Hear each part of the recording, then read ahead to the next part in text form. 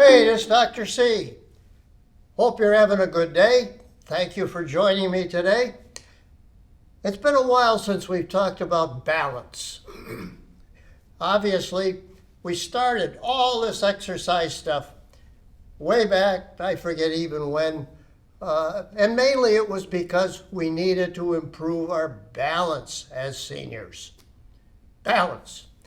And so we've learned a lot as we've come through the years and all, and I figured, hey, it's time to kind of re-look at some of the things that we can do to improve our balance. At first, you need three things for balance. You need your vision, you need your hearing, and you need all the little nerve endings in the body that tells you where you are in relationship to your environment. All those nerve endings. All of those things deteriorate as we get older. Yes, but that doesn't mean we just give up. No, you can exercise. So let's go through a lot of the things, first of all, to improve your vision, hearing, and the nerve endings in the body. Okay? Let's just start with that. We'll start with that. So let's do vision first. That's very important, obviously. I'm going to take my glasses off so you'll be able to see, hopefully, a little better, and I won't poke myself in the face as easily. Okay. First of all, exercising your vision. There are big muscles in the eye that move the eye in all directions, and there are small muscles in the eye. We're going to exercise all the muscles of the eye. So first of all, I'm going to do the general exercises of the bigger muscles. That moves that eyeball around. You're going to take one hand, put it on top of the head. You're not going to move your head at all. You're just going to move the eye itself, the eyeball itself. You're going to look in all directions first.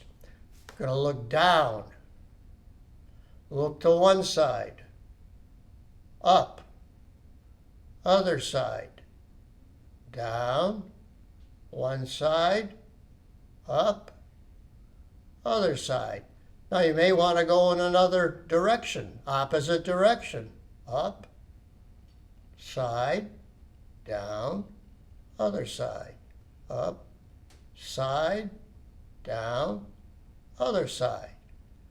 Another way you can do it is allow your head to turn and you focus on a point. So in other words, your eye may follow, follow, follow, follow, follow, follow to the other side, turning your head.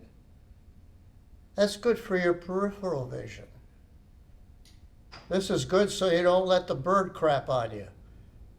And then down. So we're following like a clock. In fact, you can do it like a clock. Get that finger up about a foot from your nose and go 12, 1, 2, 3, 4, 5, 6, 7, 8, 9, 10, 11, and 12. Following with your eyes all the way around. So those are exercising the bigger muscles of the eye. Okay, let's do the smaller muscles of the eye now. Again, we're going to use that finger a foot from the nose. And you're going to also look in the distance, at least 10 feet or so in the distance. Focus on a point. Focus on your finger, which is now a foot from your nose. Look at that finger first. Look. Now focus on the distance. Focus on the finger. Focus on the distance. Focus on the finger. Focus on the distance. Now, why did I do that? We spend a lot of time either reading or looking at a TV. The kids are looking at their damn phone all day long. Always close work. And they forget. They don't see everything in the periphery, in the distance. You need to do it. I use the 20-20 as a guide. Every 20 minutes that you're up close, you have to spend at least 20 seconds looking at something in the distance. Okay, that's that exercise.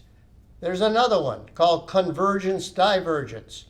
Hold that index finger up, foot from the nose.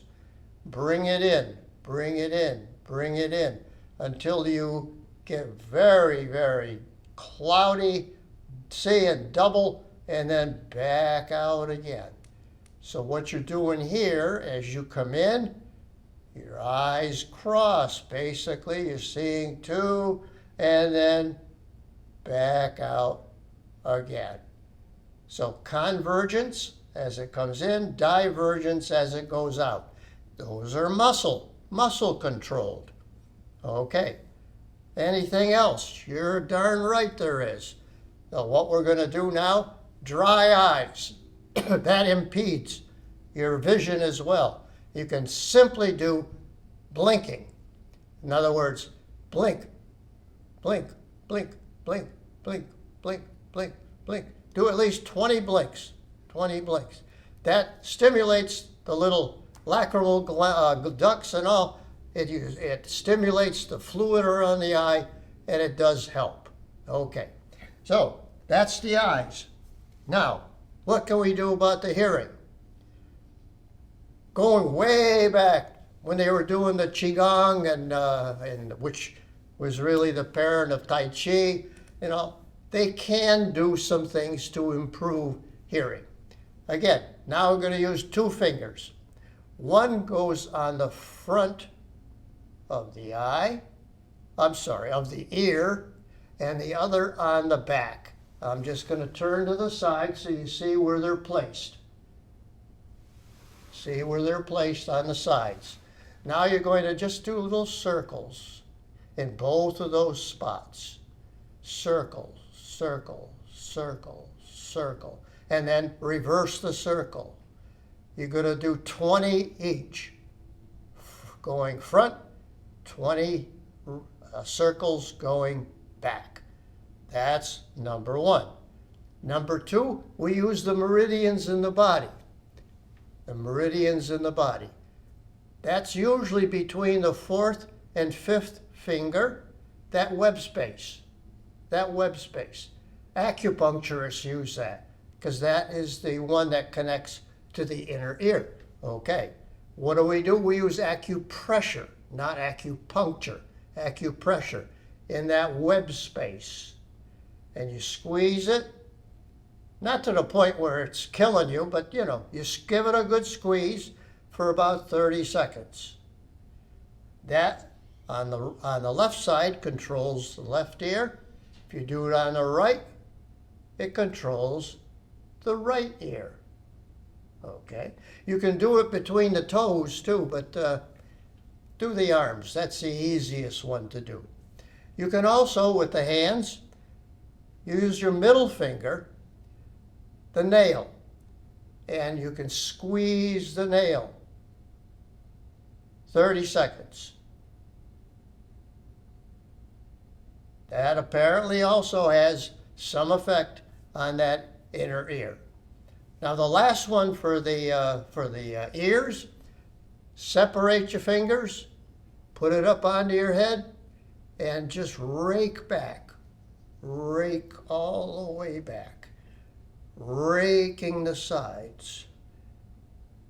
That also, when you do that 20 times, also stimulates that inner ear. Okay. We've dealt with the eye, we've dealt with the ear. How do we deal with the little nerve endings? Well, there's a thing called the vagus nerve. That's the longest cranial nerve in the body. And it is usually what they call parasympathetic compared to a sympathetic nerve. Sympathetic nerve is the fight or flight. That's the thing that gets you fired up and all, and increases your heart rate, increases your breathing, gets you ready to fight. Whereas parasympathetic nerve is just the opposite. The vagus is mostly parasympathetic, but it's a long nerve. It starts in the brain, as I said. It stimulates a lot of things around the head, stimulates a lot of stuff in the chest, the heart. It stimulates things in the gut and in the large intestine as well, and the bladder as well. So it does do a lot of stuff, and we can stimulate that vagus nerve. In fact, there are vagus nerve stimulators that are used sometimes for epilepsy. I don't have epilepsy, but I'm saying you can get a stimulator for the vagus nerve. But we can do things naturally, too, to stimulate it. What do? The most common one that's used is diaphragmatic breathing. That's what you're using when you're doing the yoga. Diaphragmatic breath. Put your hand on the belly. Breathing in, belly comes out. Breathing out slowly. One more. Breathing in through your nose. And out through your mouth.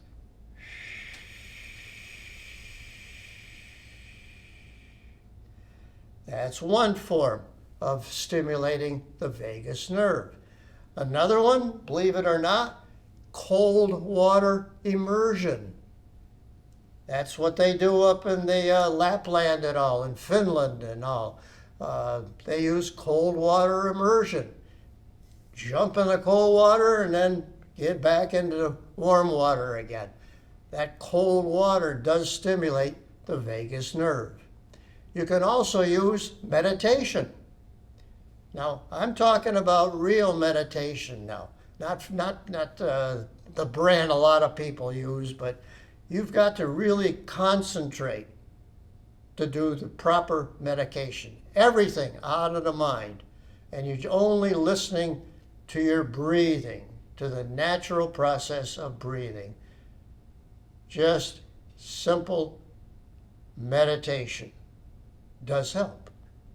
Now, exercise also is a means of stimulating the vagus nerve. And generally, we use the exercise probably a little more often than the other aspects of it. Okay, so those are the things that we can do to help improve those three aspects of balance. Now, I like Tai Chi for balance. Tai Chi is, but you have to do it the proper way. Excuse me, I gotta have my little sip of water.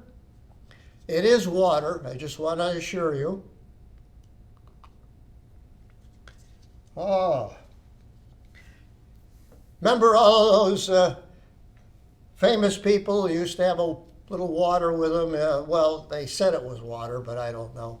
But they were kind of tipsy by the end. Okay, so let's do some Tai Chi. Let's do some Tai Chi. First of all, relaxation, total relaxation. Shake those hands out. Shake them out. You want to be totally relaxed. Not scrunched up, but relaxed. Totally. Remember posture, nice straight back. Now we're going to raise our arms up. And then back down again. Just like a bird. And up. And down. Now you can bring it in. And we can do circles. When the arms are out, we bend it over. Bring the circle in and up straight. Out. Bend. Up straight as you bring it in. One more. big circle as you go out, and up and in. Now we can take those hands out to the side and gather energy. Now you're gathering that energy, bringing it into your body, into your heart. Gather that energy and bring it in. One more time. Gather that energy around you and bring it in. Now, what you do with that energy is up to you. You may take that energy and offer it up. You may take that energy and sink it into the earth. Or you can follow that energy and make an energy ball, a chi ball. Or you can call it a moon. Depends on your way of looking at it, I guess. But just going up and down, you begin to feel there's something between those hands. That's the energy. Now that bottom hand can toss the energy away. The other hand comes over and pets the mane of the horse as you go over. Now we're going to go opposite direction now. Opposite direction. We got our chi ball. Chi ball. Got our chi ball. And now we're going to toss it in that direction and pet the mane of the horse. Now we're coming up. You're going to look at the palm of the right hand. And you're going to follow that palm out to the side and follow it across. As you're following that palm across, we can also bring the other hand across. Got our chi ball again. Bring it in. Looking at that palm. Following it across. We can also start adding in our legs too. We can bend our elbows. And imagine that there's a string attached from the elbow to the knee on there. So whenever that arm goes up, the leg goes up. Arm goes up, leg goes up. Arm goes up, and leg goes up. You can do the other side as well. And 2. Now that doesn't mean the other hand doesn't do anything. So that when this arm goes up, we can bring the other one and we can play the harp. Up and down, and up and down. So we can add in our legs as well. Now, Tai Chi isn't the only thing that we use for balance. We can do balance in yoga as well. And I'm going to come a little forward on the chair. We always start our yoga with a sun salutation. We don't have to do a sun. We could do a moon. We could do any of the salutations. But I like to do the sun salutation. And since we're in a chair, we do a modified sun salutation. We always start in mountain pose. Mountain pose, palms are facing forward. That opens up the chest. Just test yourself. Palms back, palms forward. You can tell the difference immediately. And now up we go, and in the back. And then down you go. Hands to the back of the calves, and down we go. And now hands to the front of the shins and look straight ahead. Now we reverse ourselves. Back of the calves, out with the arms, all the way up, and prayer position. Now we can do a moon salutation as well. So we're going to separate the feet just a little bit more. Palms facing forward. Now we go up with the palms facing forward and relaxed. Bring that right arm down to the right leg, ankle level. Left arm in the air, and we look at that arm. Big breath in and out. Back to the star position again. 5 points. 1, 2, 3, 4, 5. 5-point star. Left hand comes down to the left ankle. Right arm is in the air, and we look up at that arm. Back up to the star again. Now right hand comes down to the left ankle. Turn the hand up in the air.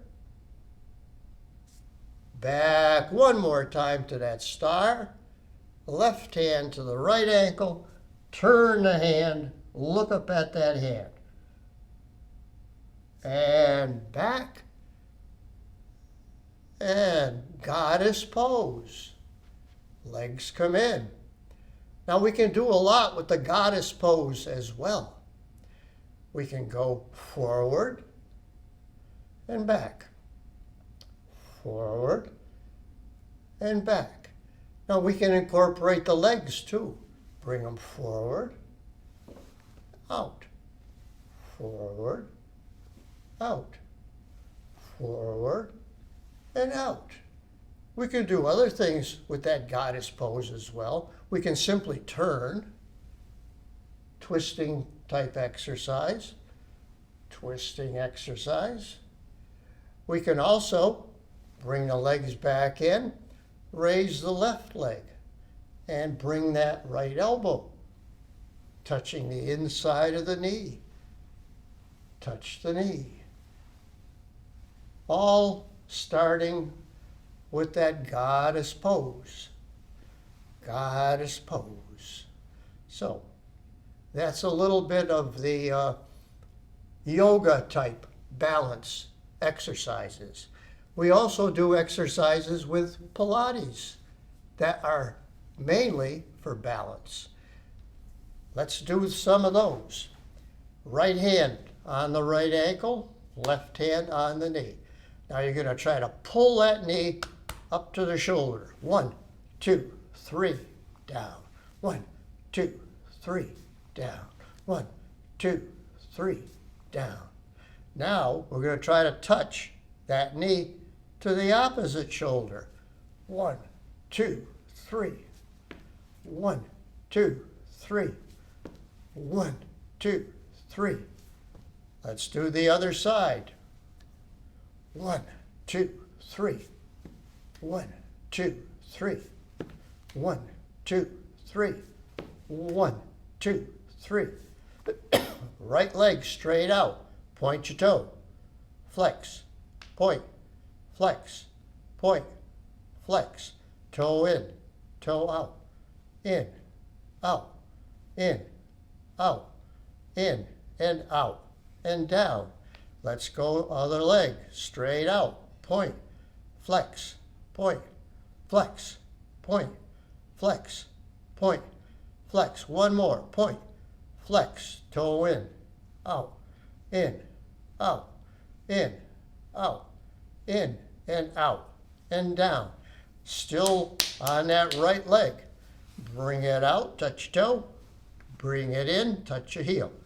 Toe. Heel. Toe. Heel. Toe. Heel. Toe. Heel. Other side. Toe. Heel. Toe. Heel. Toe. Heel. Toe. And heel. Go up onto your toes now. Hands on top of the knees.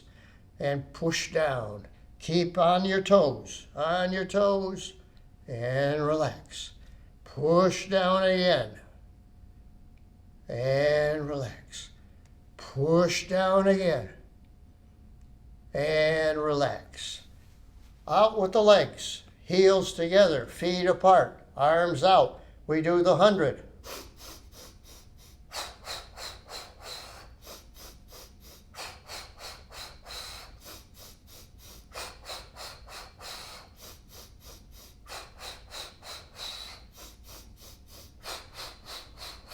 Now, I only did 50, but the reason I stopped was because I want to make sure you're doing the breathing part correctly.